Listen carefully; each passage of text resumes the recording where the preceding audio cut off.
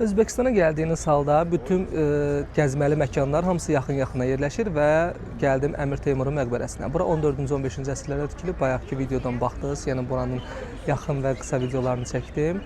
Az sonra da içəri daxil olacağam. Bilet falan da qiymətlər haqqında məlumat verərəm. Mən ümumiyyətlə məlumatları, turistik məlumatlar verdiyim üçün tarix haqqında məlumat vermək istəmirəm. Yəni yaxın yerləşir, gələ bilərsiniz. 14-cü, 15-ci əsrdə tikilib və Özbəkistan üçün önəmli insandır Əmir Teymur. Yəqin ki, tarix kitablarını oxuyanlar onun adını çox tez-tez eşidib və tanıyır.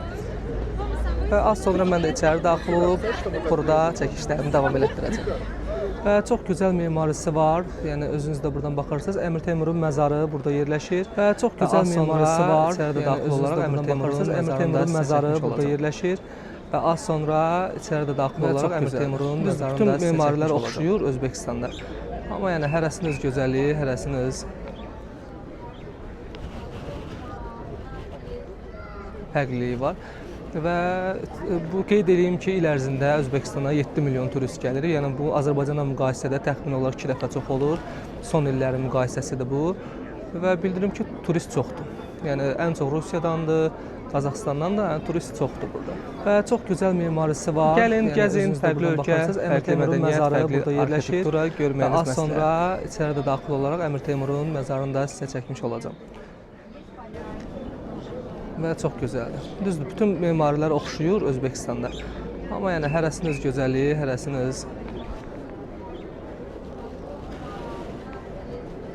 fərqliliyi var. Və bu qeyd edeyim ki, il ərzində Özbəkistana 7 milyon turist gəlir. Yəni bu Azərbaycanla müqayisədə təxmin olaraq 2 dəfə çox olur. Son illərin müqayisəsidir bu. Və bildirim ki, turist çoxdur. Yəni ən çox Rusiyadandır, Qazaxıstandan da turist çoxdur burada. Gəlin, gəzin, fərqli ölkə, fərqli mədəniyyət, fərqli arxitektura görməyiniz məsləhətdir. Yəni hal-hazırda Əmir Teymurun məzarı olan yerə giririk. Yəni bildirim ki, bu qapılar tikildiyi dövrdən orijinal olduğu kimi qalan qapılardır. Bu sorular. Başlasın. Слушай, а давай мне надо прикинуть вообще, сколько пришло.